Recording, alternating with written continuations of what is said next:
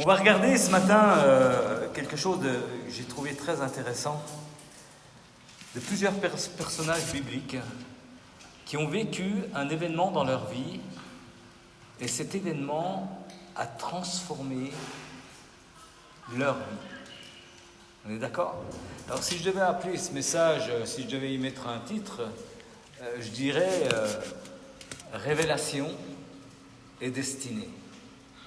Alors je vous invite vraiment à vous avez des Bibles avec vous? C'est bien de prendre sa Bible. Maintenant on a la Bible dans les téléphones, on a la Bible dans toutes sortes de choses. On va aller voir un texte en Ésaïe à partir du verset 1er. On lira jusqu'au verset 8. L'année de la mort du roi Oséas, je vis le Seigneur assis sur un trône très élevé, et les pans de sa robe remplissaient le temple. Des séraphins se tenaient au-dessus de lui. Ils avaient chacun 6 ailes, 2 dont ils se couvraient la face, 2 dont ils se couvraient les pieds, et 2 dont ils se servaient pour voler.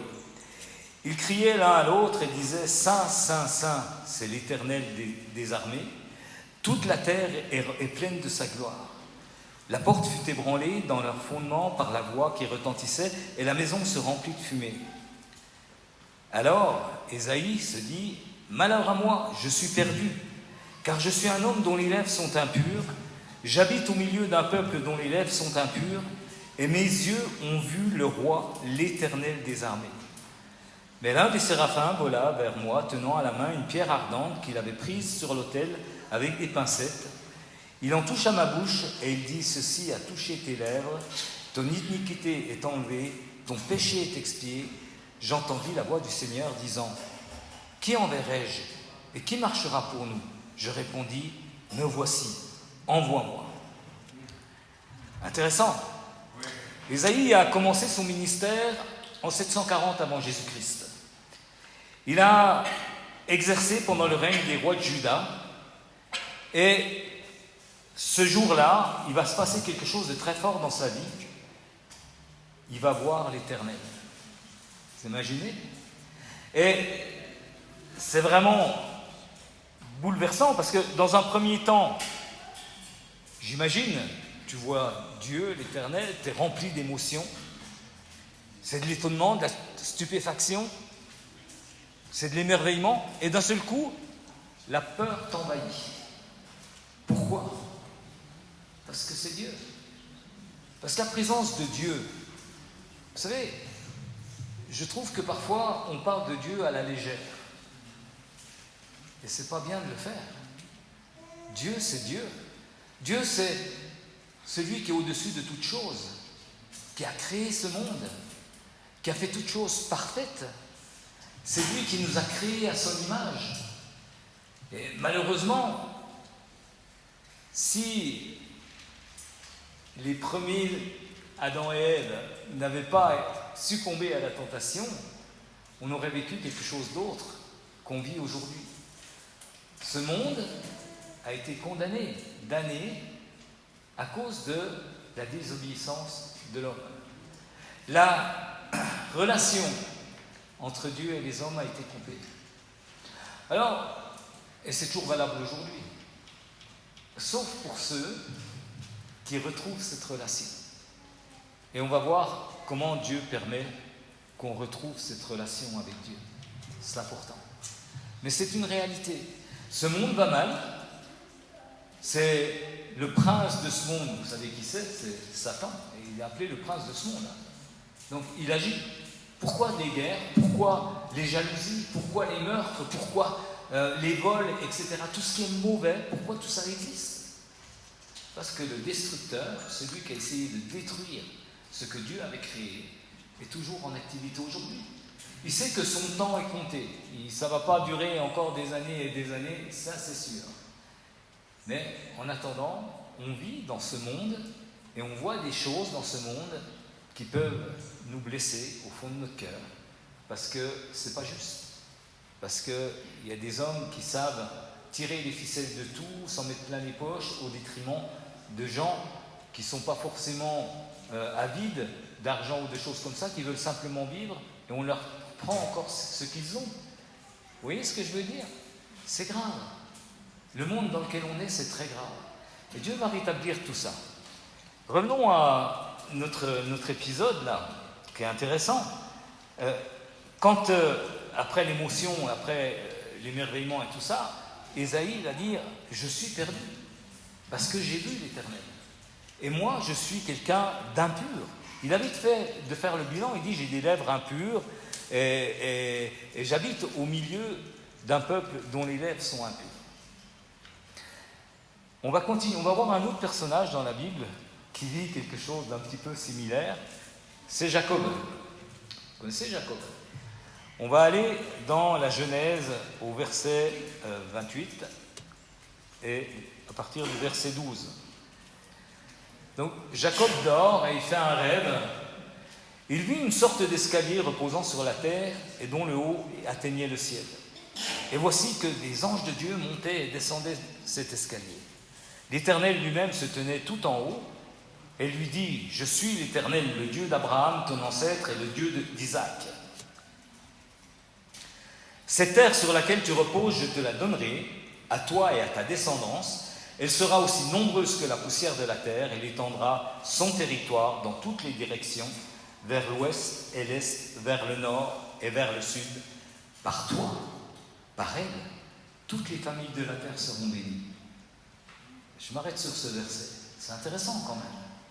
Hein? À qui Dieu s'adresse? Dieu s'adresse à Jacob. Vous savez que le nom de Jacob va devenir Israël. Et c'est étonnant. Je ne fais pas de politique, ça ne m'intéresse pas. Mais quand je vois le monde tourner contre Israël aujourd'hui pour X, Y raison, peut-être ils ont raison, peut-être qu'Israël pousse le bouchon un peu trop loin, et tout ça. Mais en attendant, toute la terre a été bénie par elle, par toi et par elle. Toutes les familles de la terre seront bénies. Et il y a une réalité quand même qu'il faut réfléchir. Où est-ce qu'on va? Et puis là, on peut se poser la question, mais pourquoi? Pourquoi on touche du doigt tout ce que Dieu a dit qui était saint? Pourquoi on détruit tout ce que Dieu a élevé dans la sainteté? C'est l'ennemi qui le fait. C'est l'ennemi qui sait transformer tes cœurs. Ton cœur, tu marches dans les ténèbres. Tu es dans les ténèbres. J'ai essayé de marcher dans les ténèbres. Tu ne vas pas loin sans casser la figure. Hein? Tu marches dans les ténèbres et Christ nous a délivrés des ténèbres pour nous emmener dans son admirable lumière. Qu'est-ce que ça veut dire? Ça veut dire que lorsque Jésus vient dans notre vie, il change notre état d'esprit. Il transforme notre façon de voir les choses. Il fait de nous, il nous modèle à son image. Alors, c'est marrant parce que ce matin j'écoutais les chants, tout ce qu'on a chanté, ce que Steph disait. Je me dis, bon, il est en train de faire ma prédication finalement. Et on voit l'Esprit de Dieu. C'est puissant. C'est pas nous qui faisons le culte ce matin. C'est Dieu. C'est l'Esprit de Dieu au travers des uns et des autres, parce qu'on est là, qui agit parmi nous. Si tu es venu ici ce matin, peut-être que Dieu va te dire des choses très particulières. Peut-être qu'il va te révéler des choses très particulières et te dire « Waouh, je vais donner du sens à ta vie. » Tu vois? Donc, on voit aussi dans ce texte, comme Jacob, il va se réveiller. Il se réveille et il s'écrie « Assurément, l'Éternel est en ce lieu et moi je l'ignorais. » Il fut saisi de crainte et ajouta « Ce lieu est redoutable, ce ne peut être que le sanctuaire de Dieu, c'est ici la porte du ciel. » Jacob est saisi de crainte. Il est vraiment saisi de crainte. Et de la même manière qu'Ésaïe, lorsque Dieu se révèle dans qui il est, il nous montre sa grandeur. Il nous montre vraiment qui il est, il nous montre qu'il est au-dessus de toute chose. On va voir un troisième personnage qui est plus proche de nous, c'est l'apôtre Pierre. Vous vous rappelez, Pierre a rencontré Jésus à un certain moment. Il vient de passer la nuit à essayer de pêcher, à envoyer ses filets. Il fait ça toute la nuit. Et là, il est fatigué. Il rentre. Et puis, qu'est-ce qu'il s'aperçoit? Il s'aperçoit qu'il n'a rien pris, il est un peu écœuré parce qu'il dit qu'est-ce qu'on va manger à midi, hein? C'est compliqué. Hein? Et Jésus est là. Jésus monte dans la barque et il dit vas-y, éloigne-toi un petit peu. Donc il s'éloigne, il voit un petit peu sur la mer. Et il dit à Pierre, Jésus dit à Pierre, jette ton filet. Oh mais maître, j'ai fait ça toute la nuit, je suis fatigué, on n'a rien attrapé, c'est une histoire. Vas-y, fais-le. Pierre, obéissant, jette le filet. Et là, le filet est rempli de poissons, tellement à craquer, il est obligé d'appeler une deuxième barque pour ramasser les poissons, tellement il y en a. Et là, d'un seul coup, c'est dans Luc, au chapitre 5, au verset 8, quand Pierre voit ça, quand il dit cela, Simon-Pierre tomba aux genoux de Jésus et dit « Seigneur, retire-toi de moi parce que je suis un homme pécheur. » Wow. C'est la même attitude que Jacob et Ésaïe. Il a vu quelque chose d'extraordinaire, il sait que le gars là qui est en face de lui, c'est pas un homme ordinaire, c'est le Fils de Dieu. Et c'était vraiment le Fils de Dieu. Et il a compris ça. Mais il a peur. Il dit, moi, éloigne-toi de moi. Moi, je suis un pécheur. Il savait exactement de ce à quoi il était capable dans sa vie. Hein? Vous savez ce que vous êtes capable dans votre vie? Moi, je le sais. Hein? Je sais très bien. Je sais que ça fait 50 ans que Dieu essaie de transformer ma vie, et il le fait. Et c'est une grâce, et c'est vraiment un privilège.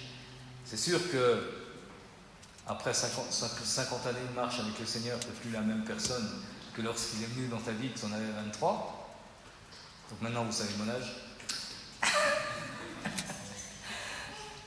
Donc, c'est comme ça que les choses avancent et que les choses évoluent. Donc, Pierre a peur, mais Jésus va lui dire quand même quelque chose de très intéressant. Il va lui dire, il va le rassurer, il va lui dire, n'aie pas peur, Pierre, je ferai de toi un pécheur d'homme. Révélation, changement de destinée.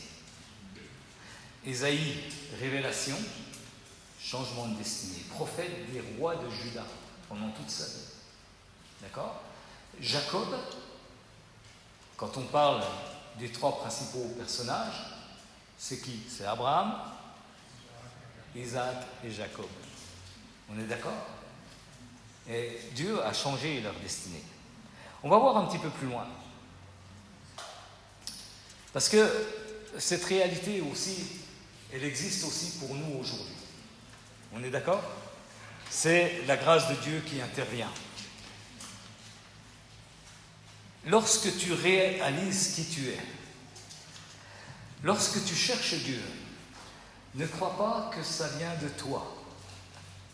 Il y a quelque chose en toi qui te pousse à chercher Dieu. Moi, je me rappelle, j'étais jeune, entre 17 et 23 ans, je menais la vie que je voulais. J'étais avec des musiciens, on allait jouer dans des bars, on pouvait se passer le chapeau, on avait de l'argent, on avait même acheté un camion, on avait fait tout le tour de l'Italie, on allait dans les grands festivals et tout ça pour jouer. Et on gagnait notre vie. On était libre comme l'air. J'étais pas coincé à travailler dans une usine, à dire oh, c'est dur, se lever tous les matins. Non, c'est ce qu'on voulait. Mais c'est bizarre quand même. Parce qu'un jour, Dieu est arrivé dans ma vie. Et j'ai ressenti au fond de moi, je me suis dit, mais c'est quoi le sens de ma vie? À quoi ça sert tout ça?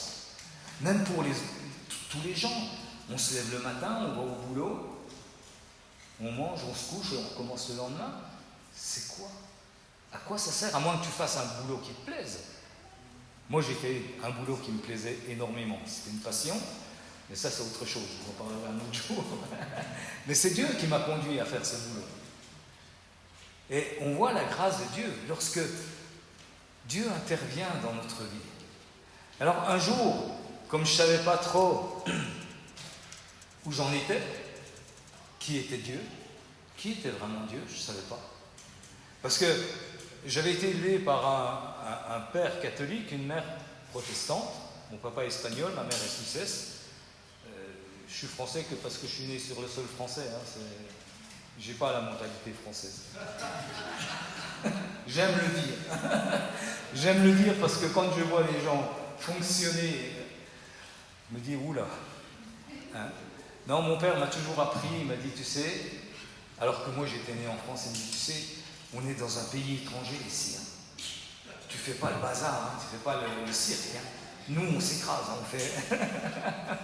C'est un petit peu la mentalité de mon papa. Mais en tout cas, il m'a donné l'amour pour les peuples. Et Dieu, au début des années 80, m'a emmené en Afrique, au Niger, ensuite au Tchad, ensuite en Tanzanie. Maintenant, ça fait 14 ans qu'on est à Madagascar. J'aime rencontrer les gens. J'aime rencontrer les différentes cultures, de voir comment ça fonctionne. Dans chaque culture, il y a des bons côtés, des mauvais côtés. Mais prenons les bons côtés, les côtés qui sont bien. Et c'est ce que Dieu veut. On n'est pas là pour sortir les uns les autres. Mais on va voir ça un petit peu plus loin. Donc, quand on réalise qu'on est regardé, pour Ésaïe, il se rend compte qu'il est pécheur, qu'il a des lèvres impures et tout ça. Et là, tu as un séraphin qui vient, avec des pincettes, il prend une braise dans le brasier, il vient lui toucher les lèvres, et il lui dit, ton iniquité est enlevée et ton péché est expié. Waouh, magnifique! C'est l'amour de Dieu, c'est la grâce de Dieu en action. Et ça, c'est sous l'Ancien Testament. Jésus n'a pas encore accompli ce qui se passe. Donc, ce qu'on peut voir, c'est qu'après la révélation vient la repentance, après la repentance vient le pardon et la joie déversée dans nos cœurs. D'autant plus qu'aujourd'hui, il n'est plus question de pierre ardente pour purifier et enlever notre iniquité. C'est Jésus lui-même qui a tout accompli lors de son pèlerinage terrestre, l'expiation du péché du monde, afin que quiconque croit en lui ne périsse point, mais ait la vie éternelle. C'est Jésus qui l'a fait. Jésus nous a purifiés. Et on est purifié par son sang. 1 Jean 1,7, il est dit, mais si nous marchons dans la lumière, comme il est lumière, dans la lumière, nous sommes actuellement en communion, et le sang de Jésus, son Fils, nous purifie de tout péché. Alors, il y a une manière de fonctionner quand même. Jésus vient, tu es sauvé par grâce, il t'aime, mais il veut te transformer. Il veut transformer ta vie. Pour transformer ta vie, il ne faut pas te nourrir des pensées que tu avais avant de rencontrer Jésus. C'est ta chair. Et on sait qu'il va y avoir un combat, parce que ta chair va toujours vouloir te ramener à l'opposé de la volonté de Dieu. Et ça, c'est une réalité. C'est notre combat. La chair contre l'esprit. L'apôtre Paul en parle très bien. Et là, il dit, si nous marchons dans la lumière, qu'est-ce que c'est que marcher dans la lumière? On a été arrachés des ténèbres et on marche dans la lumière. Marcher dans la lumière, c'est par le Saint-Esprit comprendre ce que Jésus te dit chaque jour dans ta manière de vivre et dans tes relations avec les uns et les autres. On sait qu'il nous a dit, aime ton frère comme toi-même. Il nous a dit aussi, ne juge pas, car avec la manière dont vous jugez les autres, vous serez jugés vous-même. C'est pas facile. On est tous très rapides à se juger les uns les autres pour x, y raison qui nous déplaisent ou pas. Dire, celui-là, vraiment, c'est non, jamais je serai son copain parce qu'il a une manière de faire des trucs. C'est pas ça que Dieu nous demande. Tu as vu quelque chose qui dysfonctionnait chez une personne? Tu pries pour cette personne. Et puis tu l'aimes. Et puis peut-être que dans ta relation, qui ne sera pas coupée puisque tu ne l'auras pas rejeté, peut-être qu'un jour, le Saint-Esprit va lui révéler qui est Jésus et il va sortir de ces dysfonctionnements. C'est pour ça qu'on est appelé à aimer notre prochain, comme nous-mêmes. Il dit comme nous-mêmes. Pourquoi comme nous-mêmes? Parce que quand tu fais une bêtise, t'es vite prompt à te pardonner et à la mettre de côté. Hein? On est, notre ADN d'être humain, on est profondément pécheur. Personne n'apprend à un enfant à mentir, pourtant il le fait. Moi, je n'ai pas appris à mes enfants à mentir, mais pourtant, qui c'est qui a cassé ça? C'est pas moi. Puis l'autre, non, c'est pas moi. C'est toujours personne qui casse les affaires chez nous. Vous voyez ce que je veux dire? Donc il y avait un gars qui s'appelait Personne, qui venait quand j'étais pas là et qui cassait des affaires. Donc on n'est pas fou quand même. Hein? Les enfants savent très très bien mentir sans qu'on leur apprenne. Et c'est la réalité de notre nature profondément humaine. Il y a un personnage dans la Bible qui va nous apporter pas mal de choses. C'est Job. Vous connaissez Job? Vous avez déjà lu son livre? Je vous invite à le lire parce que c'est vraiment intéressant. Job est un gars que Dieu bénit.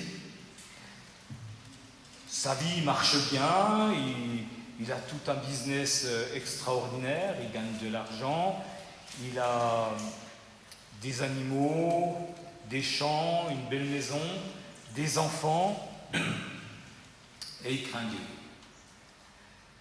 Il craint tellement Dieu dans le sens de respecter qui Dieu est, qu'il veut coller exactement à ce que Dieu demande dans les choses de la loi, ou dans ce qu'il a compris qui était Dieu et ce que Dieu aimait. Et il le fait. Il va jusqu'à détourner son regard lorsqu'il voit une belle femme, une belle fille, pour ne pas être tenté. C'est nous tous les gars, ça, hein, franchement. Hein, on voit une belle fille, je l'ai pas vu. La réalité, elle est là. La réalité, elle est là. Alors, pour ce pauvre Job, qu'est-ce qui va se passer? Le diable vient taquiner Dieu, on va dire ça comme ça. Il dit, ouais, mais ton ami, là, il t'aime, il fait tout ce qu'il veut, il fait des trucs fantastiques, il n'y a personne qui est comme lui, qui respecte toutes les choses. Mais c'est parce que tu le bénis. Retire-lui ce qu'il a, et puis tu verras qu'il va se détourner de toi. Et Dieu a confiance en Job. Et il permet. Il va perdre ses animaux, il va perdre ses enfants, tout ce qu'il faisait, et même sa femme va lui dire, mais maudit Dieu et meurt.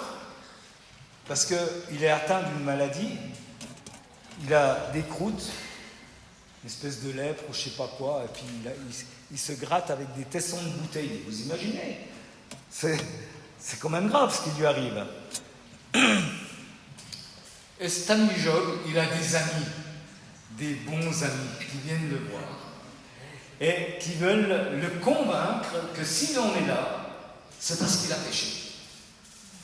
Et ils essaient toutes sortes de discours, c'est marrant, hein, c'est très oriental, hein, quand on lit ça, la façon de dire les choses, etc. C'est très très intéressant, moi j'ai beaucoup aimé. Et puis, en finalité, Job il dit non, si j'en suis là, c'est pas à cause de ces accusations, de tout ça. Mais, et puis il en veut un peu à Dieu, parce qu'il dit mais je comprends pas pourquoi, qu'est-ce qui se passe et tout ça. Alors il y a deux choses. Il y a ceux qui fonctionnent comme la plupart des gens, qui disent t'es béni parce que tu fais des bonnes choses, ça va mal dans ta vie parce que tu as péché. Ça, c'est les amis. Hein. Et puis, Job, lui, son problème, c'est sa propre justice. C'est un propre juste. Et il va faire tout un tas de discours à Dieu en lui montrant que pourquoi je suis juste et pourquoi tu permets une telle affaire. Et ce qui est intéressant, c'est dans Job, au chapitre 42, il y a l'Éternel qui va parler à Job et qui va lui dire des choses très intéressantes. Et là, Job se reprend. Job répondit alors à l'Éternel, il lui dit « Je sais que tu peux tout, que rien ne peut faire obstacle à tes projets. Qui ose, disais-tu, obscurcir mes desseins par des discours sans connaissance ?» Là, il se rend compte que tout ce qu'il a dit, c'était des discours qui n'étaient pas très très corrects. Hein. Et il dit « Oui, j'ai parlé sans les comprendre des choses merveilleuses qui me dépassent. Je ne connaissais pas. Écoute, disais-tu, c'est moi qui parlerai, je vais te poser des questions et tu m'enseigneras. » Et là, Job va dire quelque chose de très fort. Il dit « jusqu'à présent, j'avais seulement entendu parler de toi. Mais maintenant, mes yeux t'ont vu. Alors je me condamne, je regrette mon attitude en m'humiliant sur la poussière et sur la cendre. Un homme extraordinaire. Mais il a fallu qu'il passe par cette épreuve pour comprendre ce que c'était vraiment la grâce. Et là, il le comprend. Là, il le réalise. Il réalise que Dieu l'aime malgré les épreuves par lesquelles il est passé. On passe tous par des épreuves.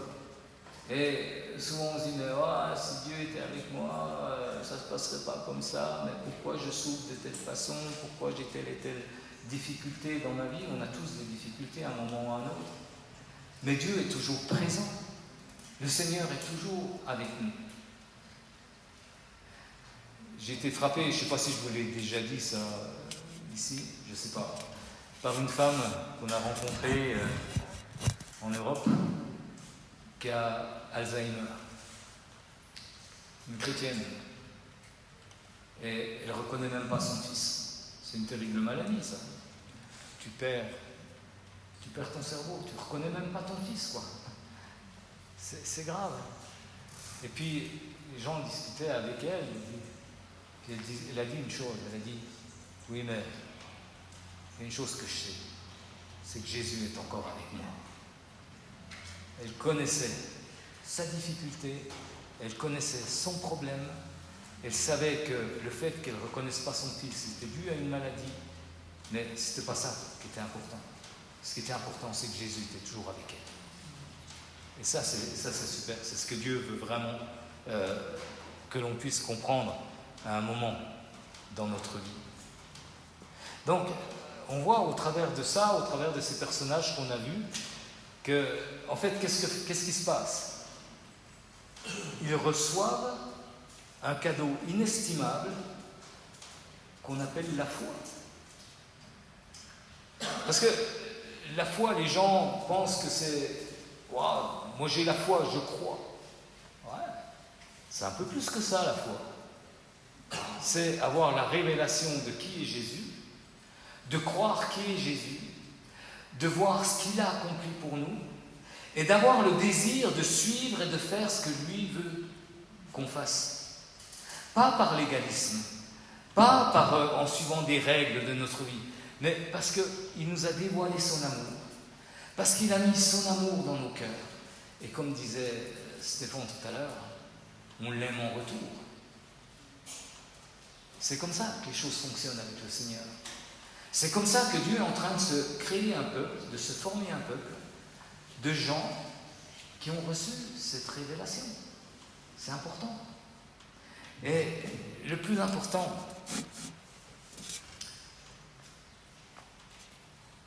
si nous sommes de ceux qui ont la foi, on a une assurance quand même qui est extraordinaire.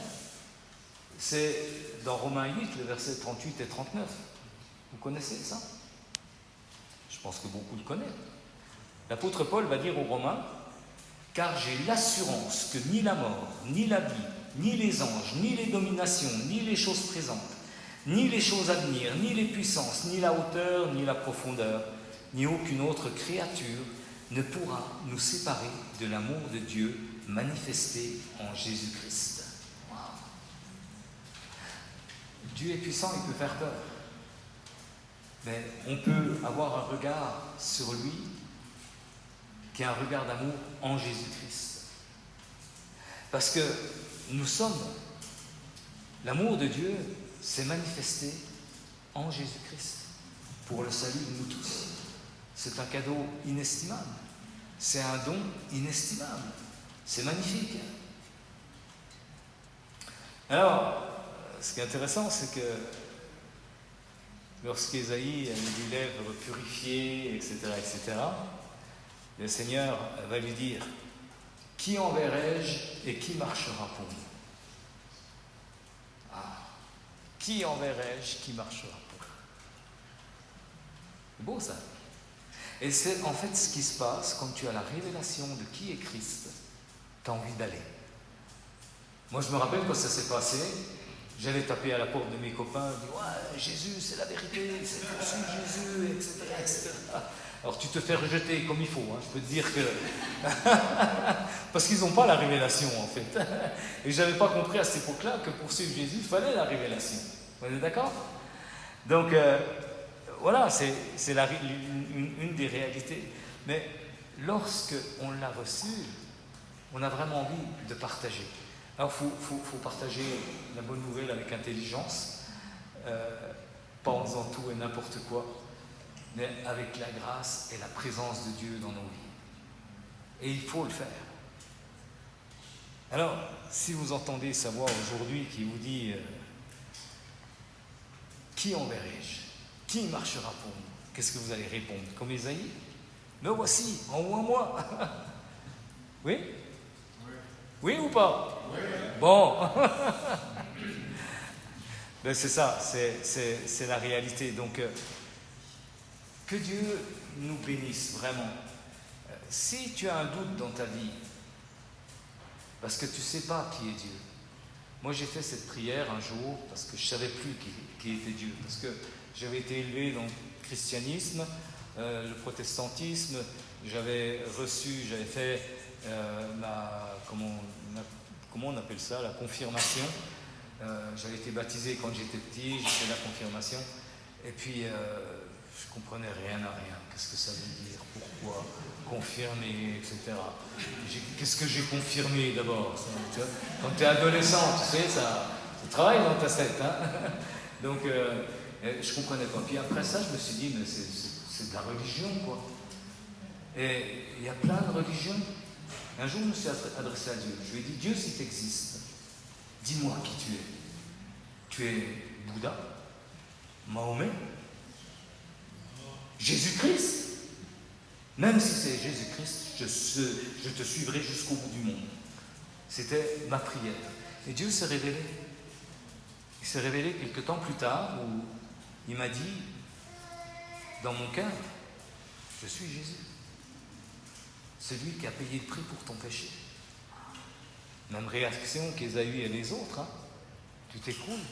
Tu dis, waouh, je suis qu'un pécheur. Et je savais quel pécheur j'étais. Et Dieu a commencé son travail de rédemption. J'étais sauvé, hein. Je serais mort le lendemain dans un accident de voiture ou d'avion ou quoi que ce soit, j'étais sauvé. Mais toute notre vie ici-bas, Dieu l'utilise pour nous transformer en son image. Vous savez ça? Vous êtes au courant de ça? Est-ce que Dieu te transforme en son image? Je te parle. Oui, bon, il faut le dire. On est en famille ici. Il ne faut pas être timide. C'est pas parce qu'il y a un gars qui ressemble à un pasteur qui... C'est quoi? On est frères et sœurs en Christ. Donc, c'est ça le plus important. Donc, que le Seigneur vous bénisse vraiment, que ce qui vient de Dieu puisse imprimer vos cœurs et impacter vos cœurs et qu'il nous aide justement à marcher dans ce chemin qu'il a tracé pour nous. Rappelez-vous, tous les chemins ne mènent pas à Dieu. Il y en a un, c'est celui de Jésus. Parce qu'il a dit, je suis le chemin, la vérité et la vie. Il n'y en a pas 36 autres. Amen. Soyez bénis.